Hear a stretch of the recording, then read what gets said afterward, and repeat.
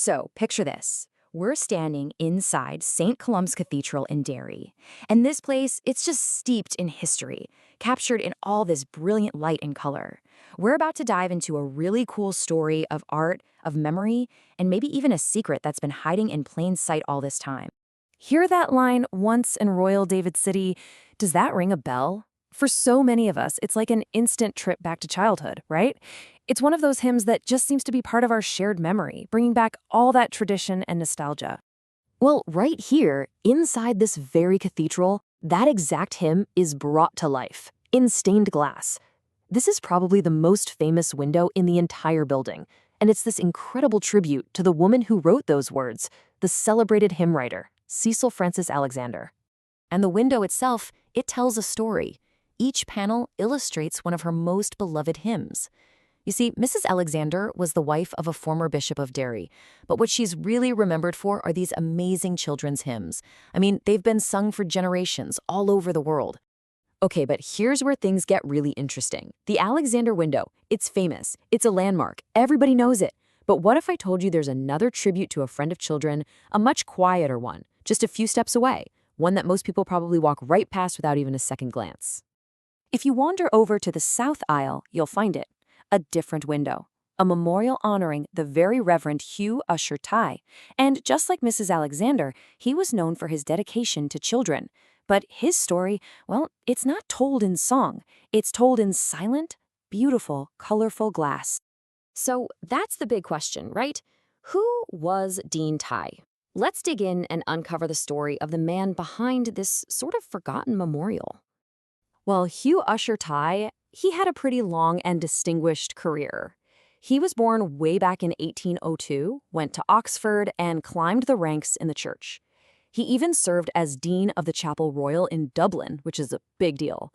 Then, in 1860, he became Dean of Derry right here, and he held that position until he passed away.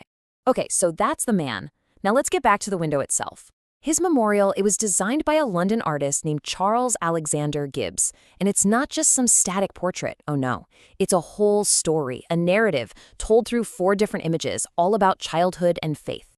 The window is actually made up of 4 different panels. They call them lights in the stained glass world, and each one shows a specific biblical scene. When you put them all together, they create this really powerful message about just how important young people are in faith. So let's break them down one by one. First up, we have the calling of the young boy Samuel. It's a fantastic illustration of this idea that a child, even a child, can be called to some great divine purpose. It really sets the stage for the whole message of the window. Then, the next panel shows a scene that's probably really familiar to a lot of you. Christ blessing the little children.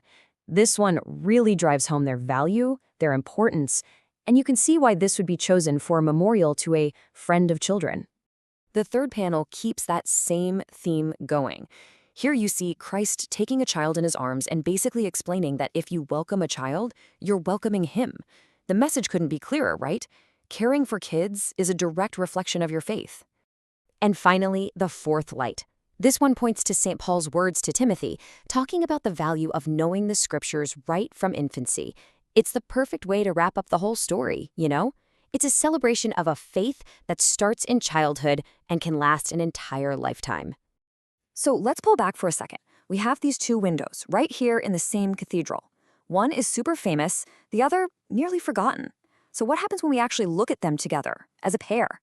It's such a cool contrast. On one side, you've got Cecil Frances Alexander, world-renowned, her legacy literally sung by millions.